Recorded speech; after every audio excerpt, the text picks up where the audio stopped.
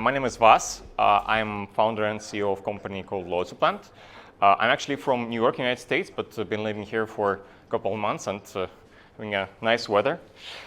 So thank you for having me here, and excited to present to you this deck. So my speech is primarily about marketing campaigns, and there is a kind of catchy title saying top 5 no discount campaigns, but actually we'll be giving discounts, but in a bit of a other way. By discounts, I would mean like huge, like 90%, 50%, like 30%, even 30% discounts that are usually given by the big guys, the big aggregators. And what we believe is there is a better approach to still make tons of money, but not kind of destroy your bottom line and still have a profitable business. So just a couple of words about myself. I used to be working for a company called Motorola. Probably some of you remember this Motorola Razr devices, so I'm partially responsible for that. And been working in a company, and one day I was just walking down the street and somebody gave me this sort of a paper flyer on the street. I took it, threw it away, and got this idea that probably something has to change in a way how businesses and customers communicate with each other, and also restaurants communicate with their customers, their guests. So decided to build a company which will make that change. And since that, we're building a company which basically creates moments of happiness and turning this, some of the bad experiences into some of the awesome experiences. And that's actually one of the examples of feedbacks from one of our customers, from the awesome to the awesome from the worst. And basically what we build in LoyaltyPlant, what we fight for is we fight for all the awesome restaurateurs on the market who really believe in creating awesome customer experiences for their customers. And these are who we fight for, and I'm excited to be in the audience of folks who are like-minded. So we build a product which is basically branded app, CRM system integrations, and some little bit of expert guidance. And the insights which will be in this presentation will be from all around the world, where we have our customers all the way from Los Angeles to Dubai, obviously, and all the other regions of the world. And basically, most of those examples will be from third-party verified case studies. So that's what we do a lot. And by third-party case studies, we mean something like we're taking a third location chain in the United States, bubble tea or coffee chain. We having so-called control groups, measuring two locations, location where we're not doing anything, and the location where we're actually launching an app and launching all the campaigns, which we'll be talking about. And then we measure the results after we launch those campaigns and launch those apps. Launch this app, and basically the result is a significant revenue increase, and we have many examples like that. So some of the examples will be from the other markets, United States, UK, but I think I know that the human behavior patterns are actually quite similar, and you'll be able to use many of those tips for your brands as well. So before we jump into some real concrete examples, I really want to give you that, and disclaimer here, this will be a numbers-heavy presentation, so brace yourself. I had a mathematics degree, so apologize for that. There will be a lot of numbers here. So basically, when we're talking about campaigns, we should think about customer journey. And customer journey is something like this. Imagine your customer visiting for the first time, and the key question is what will be happening after that.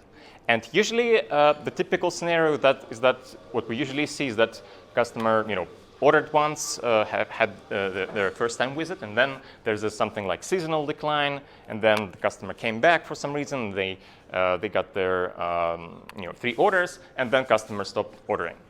And if you would look at your loyalty system or whatever you have to track your customers' visits, you would see that it's a usual activity. It's okay, it happens, but what you need to do, you need to do something about it to change it significantly. So basically, if we do the math, we could say that for $20 of your check, we got this 56 incremental marginal profit from that particular one customer. But if we launch campaigns, we could quadruple that. So basically, what do we mean by those campaigns? For example, the customer made his first order, and then we sending this customer bonus back coupon campaign, saying, "Hey, why don't you come back a week later, and we'll be giving you, something, like a free cocktail or something." Or then during the seasonal decline, we're launching a lottery campaign, saying, "Hey, get this lottery ticket, win a trip to Hawaii," or something like that. Then we're promoting delivery. We're noticing that this customer having ordered delivery and just ordering for dining, for example, we're promoting that, having additional visits. Then we're having this heavy user. This customer became heavy, so we're promoting something to this customer as a heavy user because we acknowledge that. And also, this customer has birthday, we're greeting them. Then we're winning back this customer when this customer became lapsed, stopped visiting. Then we get this, organic orders, obviously having here. So the idea of campaigns is not just to send campaigns every day, it's also to generate basic organic orders, but kind of excite customers to interact with your brand more with campaigns. And that's campaigns are a good sort of a Kickstarter for that organic orders. And obviously something at the end like your lottery or something like that. And if you do the math for that one single customer, you're basically quadrupling your marginal profit if you're doing all those steps right, if you're doing all those campaigns right. So what I want for everybody here is to really think about what's the customer journey of all of your customers who are making that first order. Does it end at that point, or are they having this year-long journey with your brand? And that's a key question that I think every restaurateur should ask himself. Now I want to jump into some concrete examples. Those are concrete examples of campaigns of real customers all around the world launched those campaigns that really made a lot of money. So really the bread and butter of campaigns is really the so-called win-back campaign. And win-back meaning that somebody stopped visiting and we're winning them back. Basically, example from Papa John's here in Dubai. And the targeting for that campaign was customers who haven't ordered for months. And the offer was 1 of the 5 starters for free. Now, this is still free stuff. So technically, you could say that, hey, Vas, yeah, you like last, it's still a discount. But just compare the difference. Just the food cost of one starter comparing to like 30-40% huge discount on the aggregator. It really makes a difference. So technically, I wouldn't call it a discount. I would call it a compliment. So, and the key question, is it enough to bring your customers back just with that appetizer while all those aggregators are bombarding with like 50% discount offers? Is it enough? And it turns out, if you do all the things right, that's enough. What are the old check boxes that you need to check to do this right? I will be talking about that shortly. But basically, let's look at the results first. What we're doing all the time is we're working with so-called control groups, because there are many ways how you could kind of lie to yourself when launching campaigns. But basically, we always have to work with control groups, meaning that you're having not just the targeted group for whom you were sending those campaigns, but you also have a control group for those guys. You're not sending anything, and you're kind of comparing the results after that. So for those customers, they were lapsed. So what we do, we're launching a push message campaign, and we usually add something with the right messaging, something like, hey, we miss you. Not just here's the 50% discount to you, but we miss you. Here's a token appreciation for you. We would like to hear you again. And those things are actually important. We'll be talking about them a bit later. But basically, what we're seeing as a result is this huge green bar, which is basically the comparison of number of orders from this control group and a number of orders from this targeted group, which basically means that without this offer, almost nobody came. And with that offer, obviously, a lot of folks came in. They made the order and brought the company quite a lot of money. Also, what's important is that there is a long-lasting effect of that campaign, actually, of many of those campaigns. And that means that they're not just getting this offer and going away. They're continuing to visit that brand. So after that, if we compare also the results with the control group, we'll also see that those green bars, which we actually considering the incremental profit from this campaign. Actually, in this example is quite interesting because there were also some generous promotions done by the brand because of Mother's Day, soccer, matches and stuff, and those were launched, to everybody, not just the targeted groups, to everybody in the pizza chain. And you see that the control group kind of went up a bit because that was also quite appealing offer. But still, the targeted group still it's higher on that. And then after some time, everything kind of fades away, which is a usual thing which happens with basically any cohort of those customers.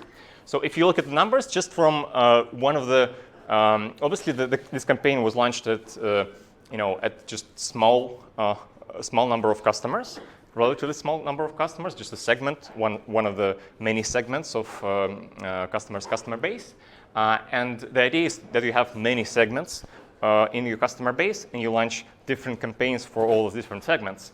And then you kind of add up those numbers, and you're getting a pretty high numbers in incremental marginal profit. That's just basically free additional money earned, within those 4 weeks of this campaign and the lasting couple of weeks after that campaign. So that's just one example, but really, if that would be one takeaway from this presentation, is that launch win-back campaigns, they print money for restaurant. It's really amazing, and it's a great tool to use. Also, the other example is actually from the UK. It's a pizza chain, also pizza delivery chain in the United Kingdom, and the idea is birthday greeting. Order pizza, at their birthday. It seems that's a lot of people. So basically, what we're doing also is that we're looking at the control group and looking at the customers who have their birthday in March. We're looking at the control group, and the idea here is that without the campaign, the same control group who had the same behavior as the targeted group, they had this number of orders, and without any campaign happening, the targeted group would have had the same number of orders. But in fact, thanks to the campaign, we have this increment right there. And that's how we measure the effectiveness of the campaign. As you see after the next month and month after that, those bars are almost equal. And you see clearly something happened in this month. And what basically happened is that we sent this Happy Birthday Pizza on Us campaign to that customer.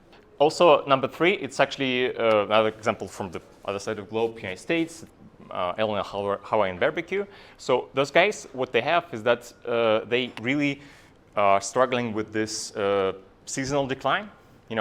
Lots of Hawaii is dependent on surfing and stuff. So in September and October, that's actually not the best months for surfing if somebody into that.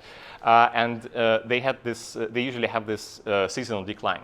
So what we're again doing is having a targeted location where this campaign was launched, and then we're having this control group location when basically there were like almost no app at all, or like no app promotion whatsoever. And usually what happens every single day with this brand, what happened with them in September and October is usually something around 25% seasonal revenue decline. I think that's the thing that all of you see from time to time. Seasonal decline, it is a thing. So, but what we did is that we launched this lottery campaign, sending lottery tickets to everybody who ordered for, say, $20 or more, and get a chance to win a trip to Hawaii or like some other smaller rewards. Again, some free appetizers and stuff. So basically, as you clearly see here, before that it was like completely equal stores in terms of revenue, in terms of seasonality. But this campaign really helped to push up the revenue thanks to the offers we were sending out. The fourth point is just boosting visits with something, but still not giving away some huge discounts, but giving away points. And it turns out that giving points, obviously in the loyalty program, it's way cheaper than just giving a 50% discount. So basically what we did here is we did a double points campaign, which would look like, hey, it's like like double, everything is doubled, so like 50, almost sounding like a 50% discount. But in fact, obviously this campaign went pretty well, and it's actually helped to almost triple number of visits in that particular day. They announced this as the app day. It was pretty cool. But when we calculate how much money we would lose on those points that we were giving away as a part of this campaign, we figured out that points are actually not so expensive, because for points you're giving away just 3 items from the menu. That's the way it was set up with this particular customer. And also, not everybody would be actually using their points all the time. Some of them would just keep their points for quite a while, and because of that, the cost of the points for you is way lower than just giving away a discount. And with a discount, you're really hurting your, like sometimes cutting your check in half. With points, you're kind of adding on top of that. So give extra free points whenever you like, and we obviously not whatever you like, but do it in a smart way. But still, that's way more cheaper. But the emotional effect, hey, I'm getting double of something, double of points, it really helps, as you see, clearly to increase the number of orders right away. And the last but not least is the bounce back coupon campaign. That's actually another customer here in Dubai, Sumo Sushi. They're actually not just in Dubai, but that campaign was happening in Dubai. So it's all about bounce back coupon, and bounce back coupon is the best tool to encourage customer to make that mission critical second offer. And the reason why I call it mission critical is that the stats show that the likelihood of another order significantly increases when you make your customer just make additional purchase. Because when a customer goes to a place for the first time, probability that this customer would just never came back. And that's usually what happens. If you look at your stats for your loyalty or your ordering solution, you would see that most of the customers who order with you for the first time, they never come back. And that's a huge missed opportunity here. So what we really need to do is after that first visit, we need to, as they say in the US, hit the iron while it's hot. We need to, right there, right now, excite our customers, and we need to bring them back within 7 days or something like that. And after that second visit, they will be really in love with their brand. So bounce back coupon is a tricky campaign to do that. And the trickiness here is that what we're doing is for each customer who orders, who in this case was ordering in December, we were giving away this offer to saying, hey, did you like our food or something? And come back within a week and get this roll of your choice or something like that. That was a sushi restaurant chain, and still is great brand, by the way. So, and again, if we look at the numbers, and again doing control groups, extremely important. We measuring how many orders we got from the control, how many orders we got from the control group, and from the group that got those bounce back coupons. So as we see, as we look at how many orders would be, what those groups would be generating in the next 30 days after the first visit, we see a clear increase in something around 41% in number of orders within those first 30 days, comparing to the same metric for all the first-time customers, in the month before. And that's that key metric about, hey, make sure that you would win that second mission critical second order. You really need to fight for that order, because if you want that, then the rest will be much easier. So all those 5 examples for those campaigns, those are actually real examples, and almost all of these were really part of the published case study, verified by some peer verified case studies, and we probably presented them. But now we really want to show some of the parts of the secret sauce that went into launching those campaigns. Because if you just try to launch a campaign casually, any of those things, I wouldn't guarantee that it would work, because there are really many pieces of the puzzle that you have to think about and put together in order for the whole thing to work. And those are those 6 pieces of the puzzle. So basically, I want you to think about those 6 questions for you to ask before you will be launching any campaigns for your customers. And those are questions that is really important, that just answering or not even thinking about any of those 6 questions could really ruin your campaign. And you'll be wondering, hey, Vas said us launch campaigns, but I'm launching my campaigns and nobody freaking works. What should I do? think about those 6 questions and answer to yourself, am I following those 6 key steps or not? So those, based on our 10 years experience of launching those campaigns all around the world, here's the secret sauce. So first of all, the first question is, do you consider customer order frequency when launching those campaigns? So basically, I would format those slides and do's and don'ts. The left part of the slide is bad, don't do that, and the right slide is good, do more of that. So basically, what we see many brands are still doing something like that. Hey, we need to bring more customers. What do? Send an offer. Which offer? 30% discounts. To the rest of the week. Post to Instagram. Push somewhere. Email, SMS. Push whatever it is, and hope that customers would come. But what really would happen is that you really should understand which parts of your customer base would be reacting to this offer in which way. And that's a real question you need to ask yourself. And the real truth is that there would be some customers who would be lapsed for 6 months, for example, meaning that all those customers, they're not visiting your place for 6 months in a row. That probably this wouldn't be something that would really incentivize them. They probably would be needing something bigger. You would be needing something bigger to win them back, or some kind of different message. And also there would be some heavy users. Those guys are ordering 5 times per month or in a week. Those are your super loyal customers, and you just will be losing money from those customers because they're kind of going anyway. They're still happy. So probably you should be doing something different with those customers, but still you have them, and you'll be losing money out of those customers. So you could win some money out of those customers, out of those folks who would bring back, who you would win back, but you would lose, twice as more from lost money from heavy users. So don't do these things. The better approach here, again, the do's here, is again, not be that annoying guy who just spams everyone with broadcast messaging, but this kind of be a friendly brand to your customer. Think about their customer behaviors and make that part of your campaign strategy. So for those guys who been lapsed for 6 months, you really need to kind of place a bigger bet to win them. For example, give a whole free pizza on the house and send them something more personal. Hey, we missed you.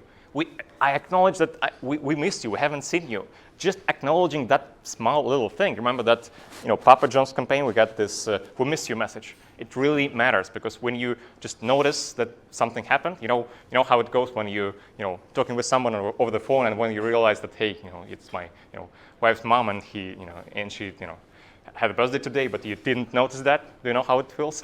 So that's the same with your customers. If you're not noticing all those things, you're not creating those rewarding connections with your customers. So a good way here is to notice that and say, hey, we miss you, come back, here's your pizza on us. Also, for heavy users, don't give them free stuff. Don't give them huge discounts. They're already going to you. Just say something, hey, there's basically another way to incentivize them. All those loyal customers are probably the folks who really like you. They would be willing to recommend you. So why don't say, hey, thank you for being a loyal customer. Again, acknowledge that. That's so important. And get double points this month for referring a friend. Again, this could be like sort of a referring a friend feature. They could have this promo code, share with the friends, just the basic thing that you will see in all those apps. And that's the best way to communicate with those different segments. So the first point here, before launching any campaigns, you should see sort of a picture like that. You should see the graph when you would see light users, heavy users, medium users. So you have to see that somewhere. Also, you have to understand how many lapsed users you have. And also, a good thing to measure, good kind of metric to track, is really have this loyalty graph. By loyalty graphs, that's not sort of an official term, but here's how we call it. It's basically it's a sort of a cohorts graph. So we see, we look at this, first-time users in December, first-time customers in December, and we see how many of those first-time customers in December continued to visit in January. That's a great question you have to ask constantly. The next point is, do you make personalized offer based on customer purchase history? And this it's a bit of an easier thing, but still a lot of brands are not following that, and that I think has to be fixed. So imagine a brand saying to everybody, "Hey, we got this new awesome steak menu," and you get part of your customers being vegans. It wouldn't work quite well, as you may expect. So you wouldn't just get no response from this campaign, you would get frustration. So, and there are many other examples when you can think about the really bad messaging for the bad customer in the bad time. The do's here would be think about different customer segments based on their purchase history. The first one, vegans, obviously. The other, obviously, the kind of opposite. It's meat lovers and folks who have kids. Actually, what you can do is you can ask your customers directly, do you have kids? And actually, they're fine with letting you know, because you say, hey, let us know, do you have kids or not? Because we will, maybe send you something special. Customers would lovely answer to that because they really would want something special. So something special for kids would be great. The point here is just to make it personalized based on your customer purchase history, and don't send new steak menu to vegetarians. What you should be seeing is sort of like tool that would let you to target those customers and select, hey, like somebody who ordered this category of products, or I have not ordered something else, or and target them by those parameters. Here's actually a quick example, and that's also from Papa John's here. So here's I think, example that really shows a lot.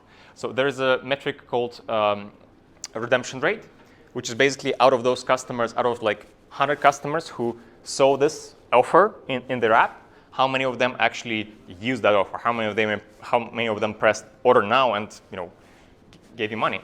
And that metric is really important. So guess which offer won here. So who votes for that? Who thinks that the left option won? Raise your hands. Probably not. Who votes for the right? I guess everybody else. The point is that similarly, like this offer at the left side of the slide, this basically gives you a bigger reward. Pizza, free pizza is obviously bigger than just some free chicken wings, appetizer, something like that. It costs more, significantly more, for the customer. And in this case, actually, it was a choose one of the 8 or 7 pizzas as an example. So this basically, here you have a choice, here you have a bigger offer. Like, what could go wrong here? But it turns out, that this offer obviously went quite well, but you could do even better. If you target your customers and you target them by, with looking at their purchase history, and you would target folks who ordered chicken wings 3 times at least. That basically what is like, yelling to you, hey, I love chicken wings. Please send me chicken wings. So if you have this, mouth-watering picture of chicken wings, you're basically getting twice as much return on investment from your campaign. And those are actually real numbers. And targeting based on purchase history just works because there are many, many examples like that where it literally shows you that having more choice is not always better. Sometimes it's really twice as better or even more to give you something smaller but really targeted. And the idea here is to have many customer segments with based on their purchase history, based on their purchase habits, and target those customer segments individually and get this awesome results of those campaigns. So this is also one of the reasons why some campaigns may fail if you're not following this approach. Also, the third thing is the question is your marketing broadcast or like customer led? Are you the one saying, hey, I the brand, I have something, I have this, I have that, or the customer says, hey, I have a birthday, or I have this, visit, or something like that. Who is initiating that conversation? And what's important here is that there is a difference between just kind of yelling to everybody, broadcasting, and a dialogue. Dialogue it's a different thing. So in the left part of the screen, obviously that's not a dialogue. It's just basically, hey, we have a menu. We have a menu. And then everybody just like, okay, like, so what? Like, and probably it would be of interest to somebody, or something like, hey, we opened a new store, or something like that. It would be fine. Maybe you would get some more visits, but most of the time, most of the customers would just ignore it. They would be just disturbed by those messages, and they would basically probably would just delete the app or just turn off something, they would sign off emails, whatever it is. And then the do's here is obviously look at what customers are doing. For example, for those customers, they have a birthday, obviously sending a birthday gift, as we did at one of those campaigns with that UK chain, pizza chain.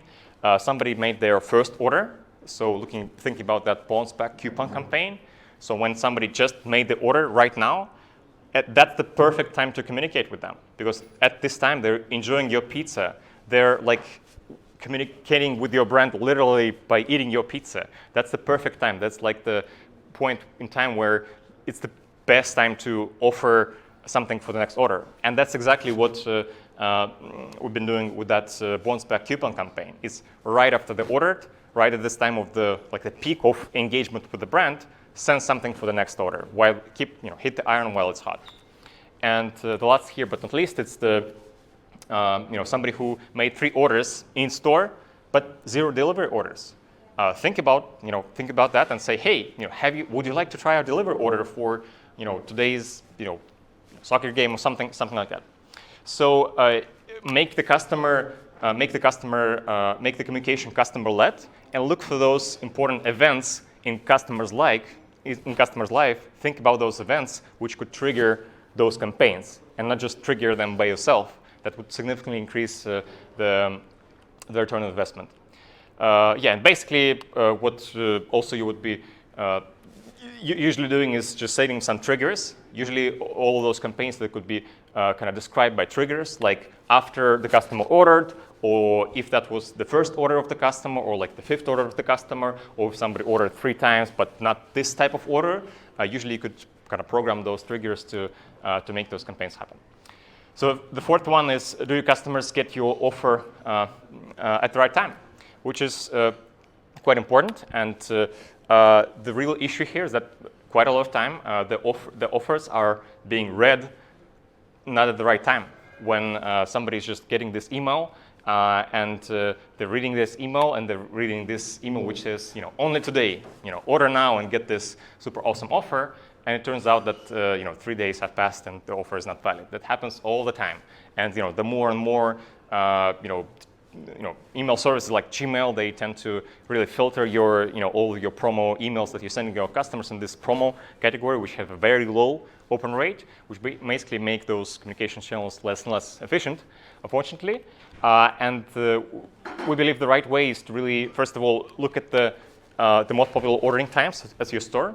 Really, before sending anything, just look at this graph. Like how many of your customers are ordering in the morning? Not too many. How many of them ordering at around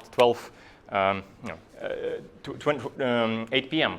Quite a lot. So a good thing would be, it really depends on the brand, but a good thing would be obviously to send something like an hour before. So when somebody is hungry, it's a good time, again, customer-led communication. When somebody's hungry, send them that push messages for plan for the dinner. So it's all about sort of emotional decisions to make those purchases, and it works quite well, especially if you send them super mouth-watering picture like this with those chicken wings. So the good thing here is to really another good thing is not just to correctly select the first point of communication correctly, the time for the first point of communication, but also have a right follow-up. Because it's really important when you will be following up with those messages, and you have to follow up. But it's just not 100% of the time you would get your customers really opening the phone and on the phone when they getting this push message. Sometimes they could just keep it or just be focusing on something else. They're on a call, so you have to send those reminders. Be really careful about them. Have the right time to send those reminders. But really, if you look at the stats, you would see that, for example, what we are seeing is that at the last day of the campaign, sometimes it's like 30, maybe even 40% of those customers are reacting to that final message. Hey, your reward would disappear today. That today is the last chance. And it's a little bit of a manipulation, but it works. And customers are just going there and saying like, oh, I have to use it today. And they're actually then to using it today. So like 30 to 40% of the results of the campaign can depend just on you sending or not sending that last day reminder. So you have to have a way to send those reminders, obviously to those folks who haven't already redeemed that offer. There's no point to sending for those who already did. The fifth point is, are you following the 5 key rules, how we call it, of great digital marketing campaign? Basically, the point is that you have to follow those rules. Those are just the basics, but sometimes even the basics are just not being followed. So you have to think about them. Well, first of all, how it happens sometimes, there is some kind of messaging ugly text without any picture, without any mouth-watering picture of those awesome chicken wings, and there is a link to a website. And on the website, you have to, first of all, it loads for quite a while of time. Then you get this user interface, which sometimes not mobile adapted, and some, after that, you have to enter the promo code. You have to copy it from the text of that SMS message, and you just get this menu.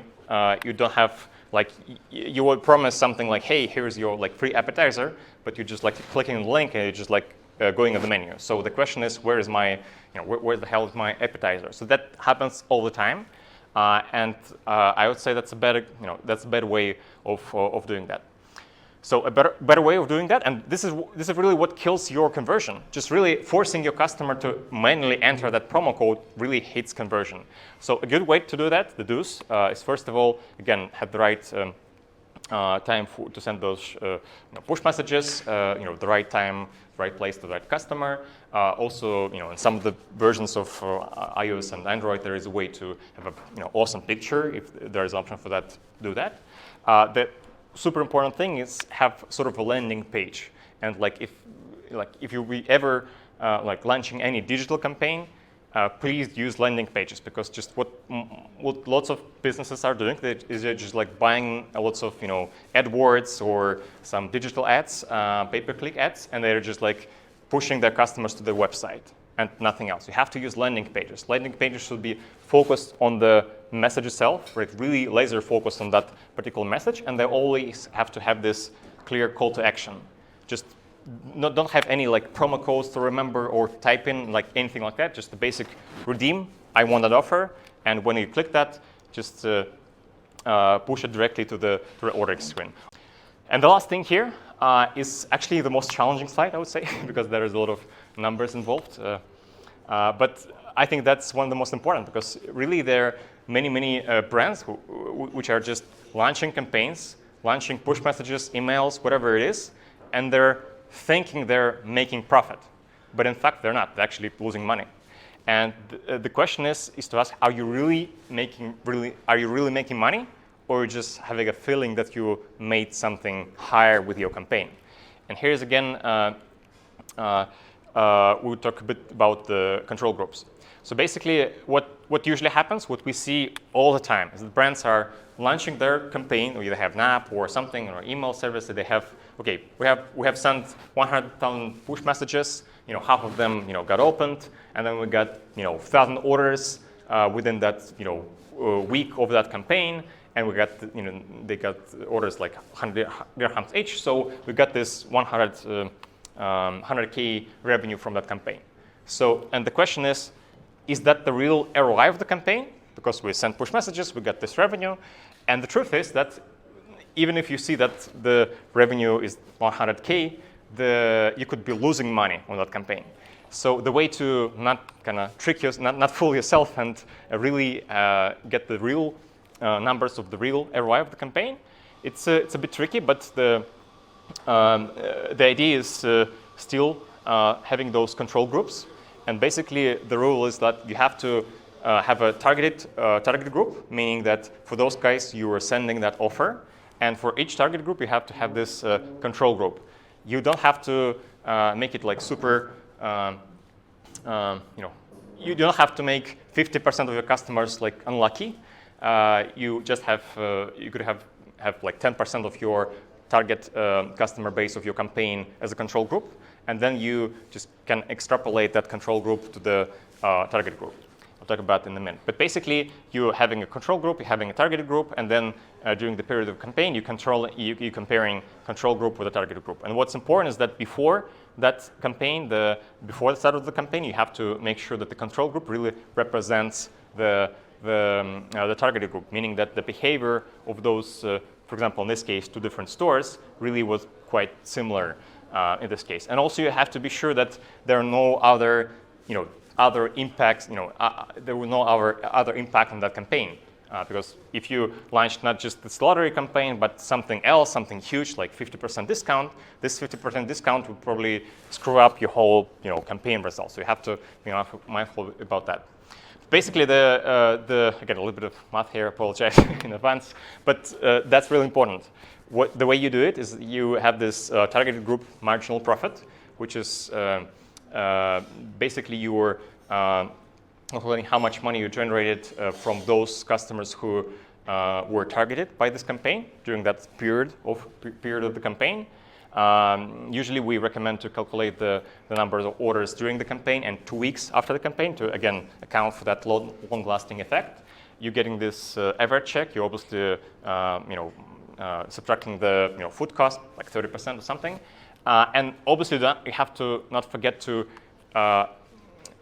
remove subtract the cost of those rewards. Like appetizer would cost 8 dirhams or something like that.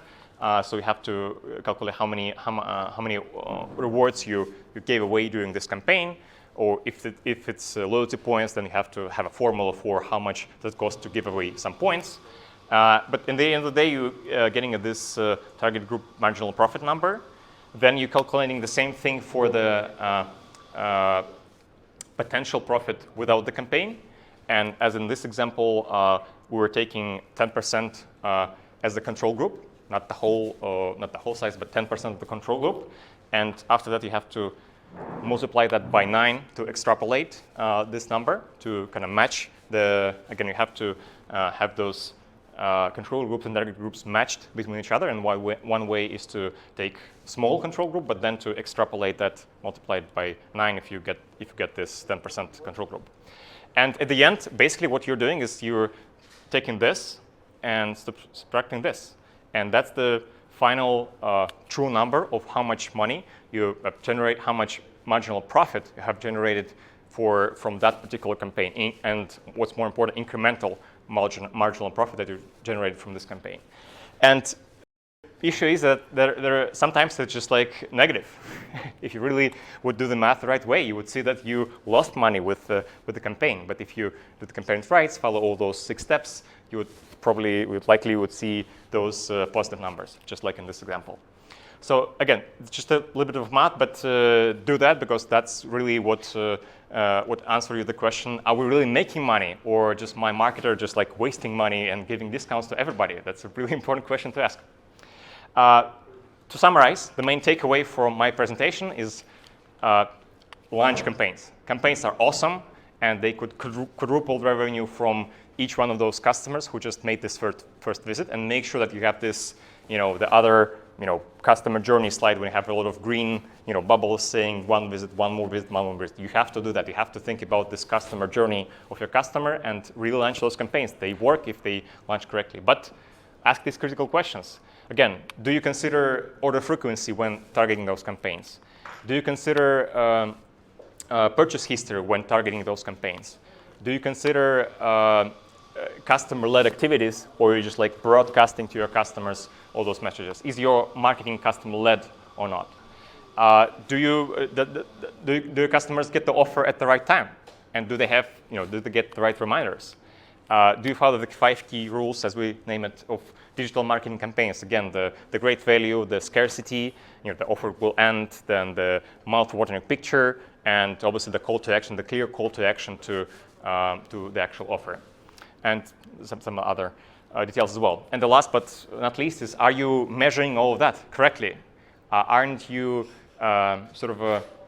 having a false perception that you're making money when you just have this graph going like this? And this is really important. And again, I have many, kind of colleagues, I would say, in industry who are doing something like this. They're launching a loyalty program, with the brand and saying, hey, our check increased by 30%.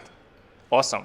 And if you see the average check for those loyalty program users is really higher, like 30% higher than your usual average check. And the restaurateur is saying, awesome, you guys are good. But when you realize that what this loyalty program did is just like they accumulated all the super loyal customers in your customer database, whose check is already higher at 30%, and it just told it to you that, hey, we increased check by 30%. No, you didn't. And the right way to check that is really to do that math with the control groups and do that exercise, but it will tell you the truth. Are you making money or actually losing money with those campaigns, which, again, extremely important. So that's pretty much it, and we'll be happy to keep in touch, LinkedIn, WhatsApp, whatever, my email. We'll be happy to, if you need any help with something like that for your businesses, we'll be happy to help.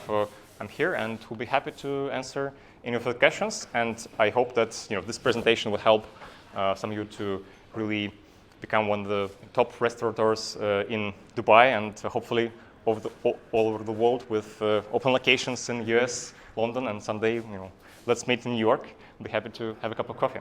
Hopefully you have locations there. So thanks so much, and we'll be happy to answer questions.